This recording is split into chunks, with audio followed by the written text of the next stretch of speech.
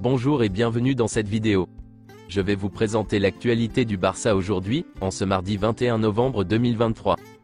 Si vous êtes nouveau sur la chaîne, ici je parle généralement de l'actualité du Barça. Donc n'hésite pas à t'abonner, et appuyer sur le bouton j'aime pour me soutenir. Voici mon compte TikTok, pour les intéressés. Merci, et commençons.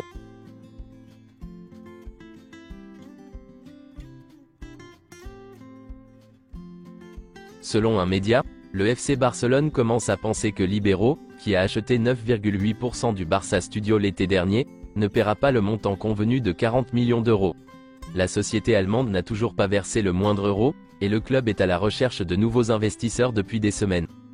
Xavi a laissé Alejandro Balde sur le banc lors des 2 derniers matchs, afin de le rappeler à l'ordre. L'entraîneur espère que Balde retrouvera son meilleur niveau après la trêve internationale. Cela fait maintenant 2 matchs consécutifs que Balde est sur le banc de touche avec le Barça, et qu'il n'a pas été retenu dans la liste des joueurs de l'équipe d'Espagne. Xavi souhaite que le joueur retrouve son meilleur niveau après la trêve. Xavi attend davantage de Balde en attaque et en défense. Le joueur lui-même suppose qu'il n'est pas à son meilleur moment, même s'il est conscient que ces trous sont inévitables tout au long d'une saison, et qu'il n'y a pas d'autre moyen de les surmonter que de continuer à travailler tous les jours.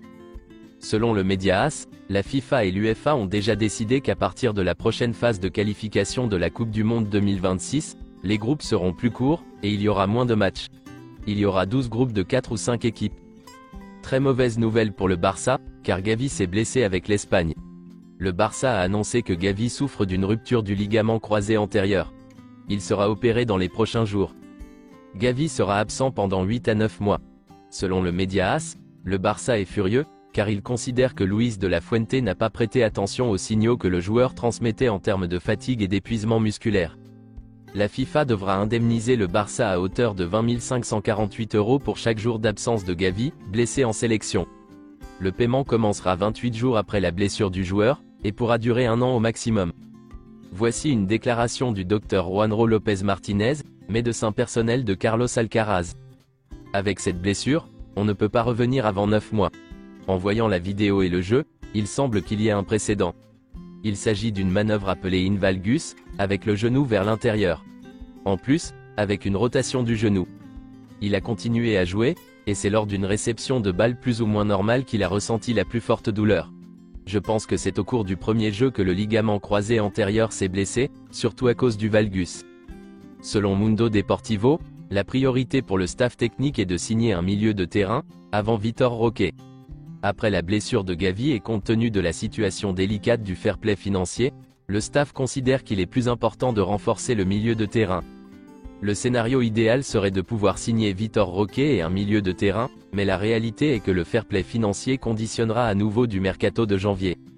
Le Barça veut un milieu de terrain, mais les meilleurs joueurs évoluent dans de grands clubs qui ne les laisseront pas partir au milieu de la saison.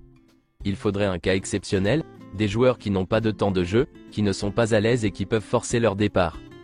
Selon Sport, au Barça, l'option de faire revenir Pablo Torre prend de l'ampleur. Le club n'est pas satisfait des minutes qu'il a jouées à Gérone, mais il serait une option abordable après la blessure de Gavi. Selon Fabrizio Romano, la blessure de Gavi pourrait modifier les plans de transfert du FC Barcelone. La priorité du mois de janvier était de faire venir Vitor Roque, mais il faut maintenant penser à la situation du milieu de terrain.